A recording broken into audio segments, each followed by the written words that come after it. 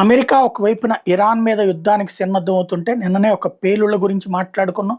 అయితే ప్రత్యక్ష అటాక్ చేయలేదు కానీ లోపల ఉన్న వాటితో పేల్చేశారు. ఇరాన్ పరుగులు పెట్టింది. అది ఒక ఎత్తు.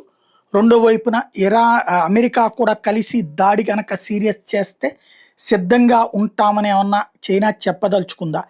తాజాగా ఇరాన్కి సంబంధించి చైనా తమ quality dispatch 16 Y-20 strategic air ఫైటర్స్ని ఇప్పుడు ఇరాన్కి పంపించింది. అంటే చైనా అమ్మినే కాదు, ఇది చైనా తరపున పనిచేయడానికి 16 ప్రత్యేక యుద్ధ విమానాలు ఇప్పుడు ఇరాన్కి చేరుకున్నాయి. ఇవన్నీ ఫుల్లీ లోడెడ్ మిస్సైల్స్తో ఉన్నాయి. ఎయిర్ డిఫెన్స్ సిస్టమ్స్ యాక్టివేట్ అయ్యి ఉన్నాయి.